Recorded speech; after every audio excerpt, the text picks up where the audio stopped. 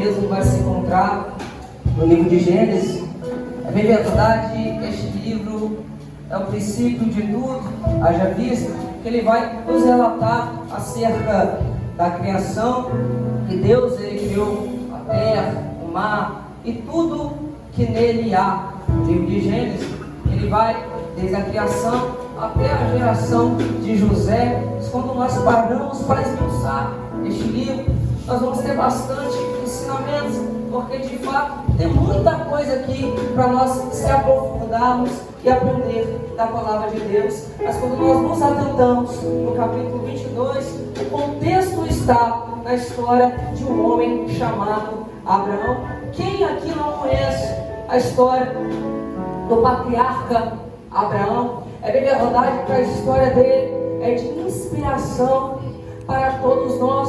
Quando nós analisamos o capítulo 22, a qual vai dizer acerca da provação que Deus ele vai fazer com Abraão, da provação que Deus ele vai fazer com a vida de Abraão. A influência deste homem é tão grande que nós vamos ter também algumas menções dele diante do Novo Testamento. Nós temos nos evangelhos sinóticos, Mateus e Lucas, menção do teu nome, do evangelho ao qual vai escrever João, também vai ter menção do nome de Abraão, e em pelo menos 7 cartas da Bíblia Sagrada, tendo uma visão mais aprofundada da carta aos Hebreus, a qual o escritor anônimo vai colocar Abraão no grupo seleto de homens de fé, porque de fato Abraão ele foi um homem de fé, e a fé de Abraão é uma das 3 características dele que eu quero citar aqui nessa noite, porque além de fé, Abraão também foi um homem obediente, e além de obediência, Abraão também foi um homem de fidelidade para com Deus. Porque fé, Gabriel? Porque Abraão teve fé para acreditar na promessa do Senhor, na promessa que o Senhor colocou sobre a vida dele, que a partir dele Deus iria multiplicar a tua descendência, ele seria bendito na terra. E Abraão, ele teve fé para acreditar nessa promessa. Logo, outra característica de Abraão também é a tua obediência. Abraão, ele foi obediente a Deus. E é interessante que Abraão, ele teve fé, Abraão, ele teve obediência, sem ver a promessa que o Senhor ora tenha falado com ele. Mas ele partiu de uma caminhada, indo para um lugar que ele não sabe aonde é, indo para um lugar a qual ele nunca foi, mas acreditando que ele iria alcançar a promessa que o Senhor havia falado com ele. E a minha verdade é que a nossa fé, ela não é por vista, ela não é por aquilo que nós estamos enxergando, muito menos por aquilo que nós estamos vendo. A nossa fé, ela é baseada naquilo que nós não vemos, porque nós temos fé para acreditar que naquilo que nós não vemos, isso irá acontecer. Abraão tinha fé e tinha também obediência. Outra característica de Abraão é a tua fidelidade para com Deus, e essa característica vai estar totalmente explícito no capítulo 22 de Gênesis, a qual Deus vai provar a Abraão. Só que para a gente entender isso aqui, eu preciso citar uma outra coisa. O capítulo de número 1, do capítulo 22, versículo 1, melhor dizendo, a Bíblia Sagrada vai dizer que aconteceu depois dessas coisas. E que coisas são essas, Gabriel? Perceba, meu querido, se nós puxar o histórico de Abraão, a gente vai perceber que Abraão ele estava sendo um homem muito abençoado por Deus. De fato, Abraão, naquela época, nesse contexto, ele estava sendo muito abençoado. Ele tinha bastante riqueza, e além de ter o filho da promessa, ele tinha bastante gado. Então Abraão, ele era um homem rico. Só que neste momento, Deus decide provar a Abraão. Deus decide provar a Abraão. Perceba que quando Abraão ele estava bastante rico, quando Abraão ele tinha bastante riqueza, isso não isentou Deus de prová-lo, porque muitas das vezes nós fazemos uma analogia que para Deus está nos provando. De fato nós temos que estar passando por alguma dificuldade, de fato nós temos que estar passando por algum empecilho, e logo nós atribuímos isso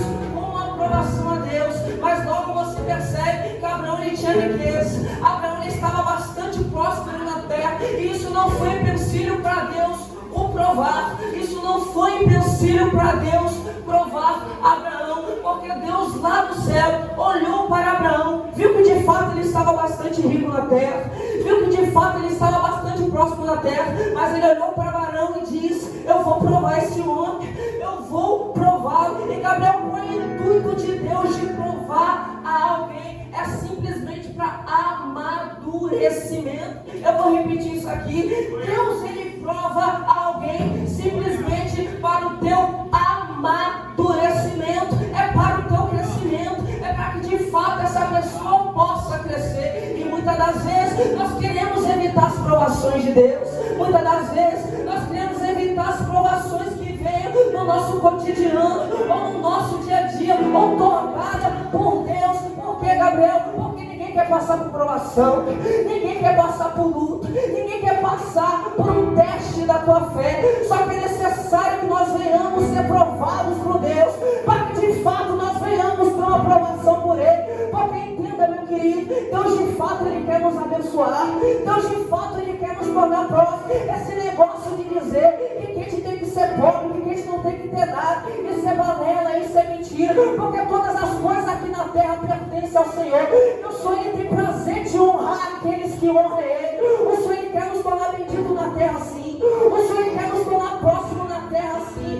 Só que entenda, meu querido, além de nos tornar próximo, além de nos tornar bendito, o Senhor também Ele quer nos amadurecer, o Senhor também quer nos fazer crescer, porque não adianta nada receber aquilo que o Senhor tem para mim e eu não amadurecer na fé, e eu não amadurecer espiritualmente. Mas Gabriel, então você está profetizando prova para mim, você está profetizando luta para mim? Não, eu estou profetizando para você o tempo de amadurecimento da parte. Alguém está levantando o braço quando ninguém te levanta não, é sinal que está recebendo a palavra. O Senhor está dizendo para mim e para você essa noite: vai ter um tempo de amadurecimento, vai ter um tempo de crescimento. O diabo pode até pensar que no meio dessa provação você vai perder, que no meio dessa provação você vai desviar, que no meio dessa provação você vai voltar para trás, vai chutar o pau da barraca, como disse a linguagem tradicional, e vai abandonar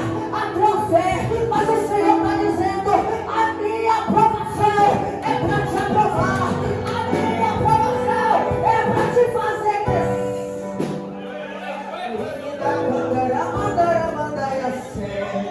Eu estou sentindo Jesus aqui, eu estou sentindo Jesus aqui.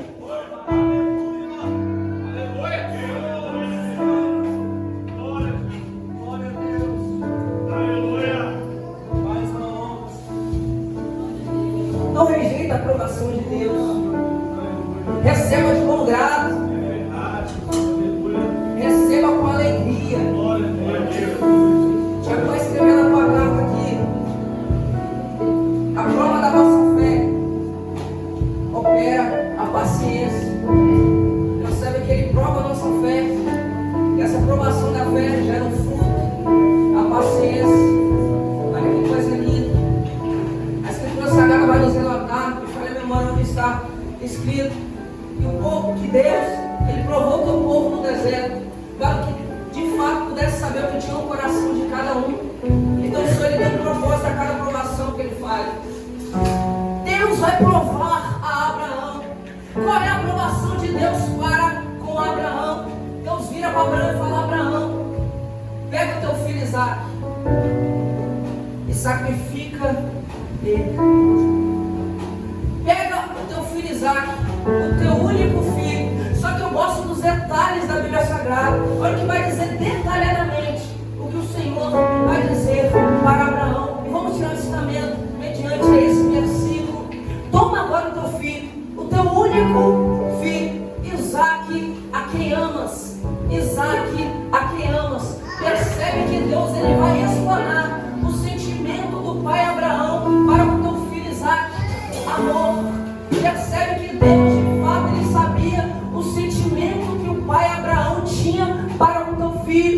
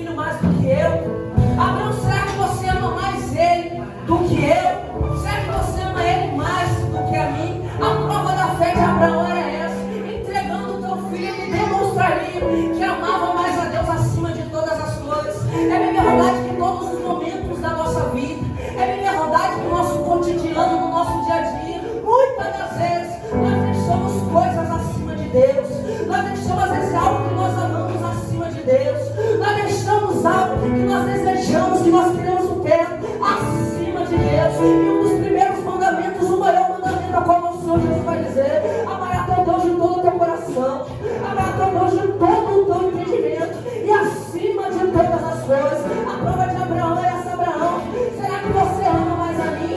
Então prova, Abraão. Sabe por quê? Eu vou dizer isso aqui, eu vou dizer porque meu coração está ardendo. Nós vivemos tempos difíceis, nós vivemos tempos complicados, a qual pessoas colocam coisas à frente de Deus, pessoas colocam coisas acima do governo de Deus. Eu amo a Deus, mas eu não posso largar isso aqui porque eu amo mais. Eu amo a Deus, mas eu não posso largar outra coisa porque eu amo mais. Mas o Senhor está dizendo: eu vou explanar isso aqui novamente. Amarás o Senhor de todo o teu coração, de todo o teu entendimento e acima de todas as coisas.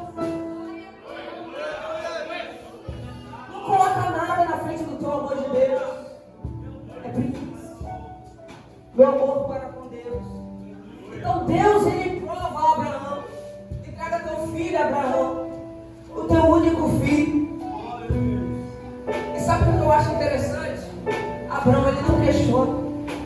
Abraão, ele não murmura. Pelo contrário, a Bíblia Sagrada diz que ele levanta de madrugada, pega teu filho, pega 2 servos, corta a lenha, e agora ele vai partir em direção ao lugar que Deus havia falado para ele. Deus, ele fala: Abraão, vai para o lugar que eu te mostrarei. E sabe o que eu acho lindo? Versículo de número 4, a Bíblia diz que ao 3º dia levantou Abraão seus olhos e viu o lugar de longe. O lugar onde Abraão estava e no lugar onde Deus queria que ele fosse era aproximadamente 80 quilômetros até o Monte Moriá. Só que olha o detalhe: Abraão viu o lugar de longe. Só que se você voltar um pouquinho, você vai perceber que Deus não disse exatamente aonde Abraão teria que ir. Gabriel, me prova, eu provo para você. Toma agora teu filho, teu único filho Isaque, que ama, e vai à terra de Moriá e oferece o holocausto sobre uma das montanhas que eu te direi. Ele não disse qual montanha seria. Só que no versículo de número 4 a Bíblia diz que Abraão vai ver o lugar de longe. Mas como assim, se Deus não disse nada? Como eu disse para você, caminhada de 80 quilômetros, aproximadamente 3 dias. Tudo nos leva a entender que Deus mostrou um lugar para Abraão a partir do momento que ele estava caminhando. Não, você não entendeu? Você está aqui? Deus não revelou para Abraão antes, mas vai revelar para Abraão a partir do momento que ele está caminhando. Eu tenho que dizer a verdade bem aqui. Sabe por que muitas das vezes Deus não revela? Sabe por que muitas das vezes Deus não mostra? Sabe por que muitas das vezes Deus fala e você não consegue enxergar? Porque a gente, de fato, vai enxergar aquilo que o Senhor prometeu, falou. A gente tem que estar caminhando, a gente tem que estar prosseguindo. E tem muita gente parada querendo ver promessas. Tem muita gente estagnada querendo ver promessas. E o Senhor está dizendo para você ver a promessa, para você enxergar aquilo que eu mandei para você enxergar. É necessário você caminhar, é necessário você avançar, é necessário você prosseguir. Bata a mão desse crente aí. Você pode pegar a mão do Senhor para o teu lado, você pode ajudar o pregador a pregar nessa noite. Fala com ele, meu filho, fala com ele, minha filha. Não para não, porque o segredo é continuar caminhando, o segredo é continuar prosseguindo. Promessa só é revelada para aquele que prossegue, promessa só é revelada para aquele que anda. O recado de Deus na tua vida não para, não para, não para, não para. Aleluia! Continua caminhando, continua caminhando, continua caminhando. É por isso que o apóstolo Paulo, quando ele teve um encontro com Jesus, e logo ele ficou sincero por causa daquele encontro, não, o Senhor vai dar uma ordem: vai para a rua direita, e ali eu te mostrarei. Mas se Jesus estava ali, por que não mostrou para ele ali onde ele estava? Porque Jesus queria que ele caminhasse para depois mostrar. Bartimeu, clamando: Jesus, filho de Davi, tem misericórdia de mim. Clamar parada é fácil.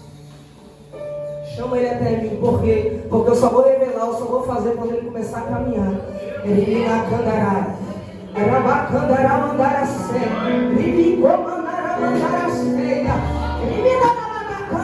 Meu Deus, meu Deus, senti vontade de profetizar aqui, levanta a sua mão. Todas as cadeias que te prendem, tudo que te impede de caminhar, vai cair por terra nessa noite. Vem comigo, tecladista, vem comigo. Todas as cadeias que te prendem, vai cair por terra essa noite. Vai cair por terra no culto dessa noite. Porque há quem diga que você vai parar, há quem diga que você vai estagnar, mas o Senhor está dizendo: eu sou o Senhor, meu Deus, que te pego pela mão e te digo: não para, não para, ora para cantar, não para.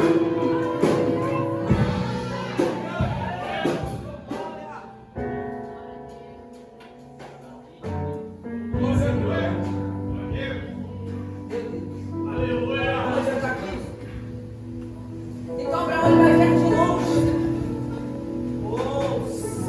E quando ele está se aproximando da montanha, do monte, ele vai dizer para os seus servos: ficai aqui, eu e moço subiremos, adoraremos e retornaremos a vós. Abraão sabia de tudo que ia acontecer lá em cima. Se de fato acontecesse o que Deus disse que ia acontecer, o filho dele não ia voltar com ele. Mas para os servos que ficaram, ele não vai revelar o que vai acontecer lá em cima. Os servos podiam subir, podiam, mas eles não iam entender o que iria acontecer lá em cima. Então até certo ponto, os servos caminharam juntos. Mas a partir daquele momento, só é o pai e o filho que vão subir. Só o pai e o filho que vai ter um relacionamento lá em cima. É bem verdade que muitas das vezes na nossa caminhada, nós levamos pessoas, caminhamos com pessoas, fazemos amizades no nosso cotidiano, no nosso dia a dia. Mas é bem verdade que tem momentos no nosso ministério, tem etapas do nosso ministério, que nem todo mundo que nos acompanhou vai estar nos acompanhando lá adiante.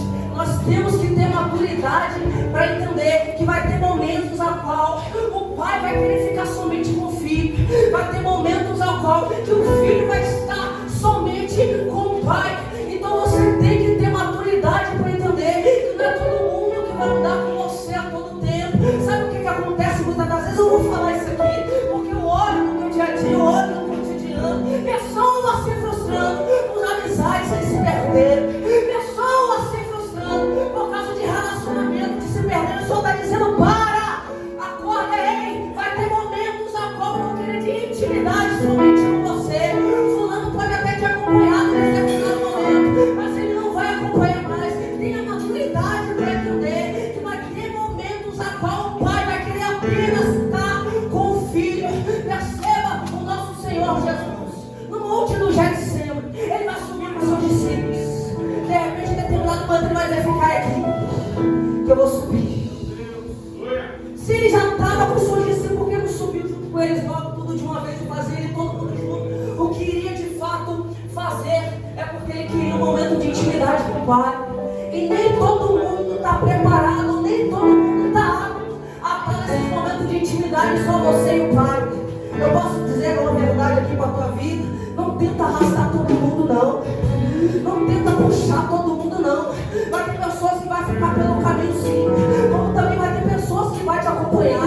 Mas tenha maturidade. É o Senhor dizendo: nesses momentos eu quero ter um momento particular com você, que o teu vizinho não vai entender, que o seu amigo não vai entender, que o teu parente não vai entender. Mas é necessário esses momentos em particular, para que eu possa revelar algo, para que eu possa falar algo à tua vida.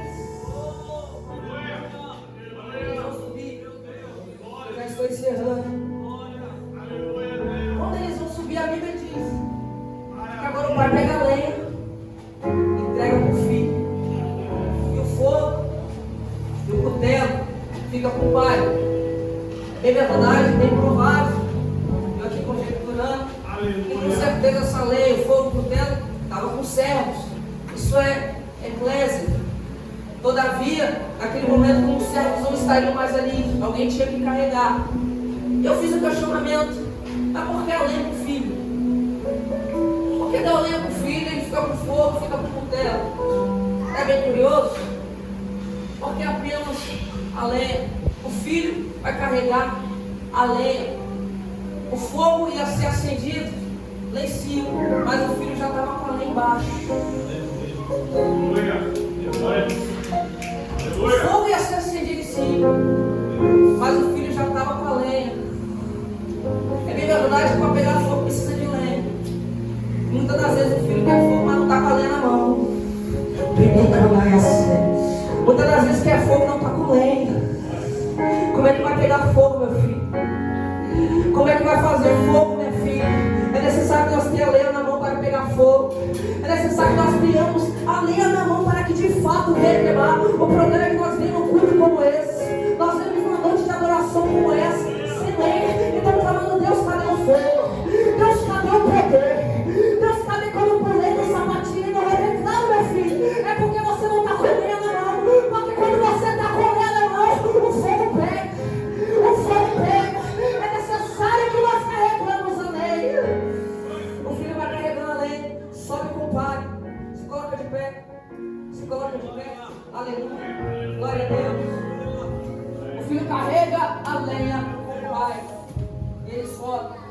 A Bíblia diz então que o pai, ele vai preparar todo o holocausto ao sacrifício. Vai botar a lenha. E logo em seguida amarra o filho. E bota o filho em cima. Só que é interessante que a lenha, ele vai colocar em ordem. A lenha, ele vai colocar em ordem para depois colocar o filho em cima. Ou seja, a base do filho ali era a lenha. Só que a lenha estava ordenada. A lenha estava organizada. A base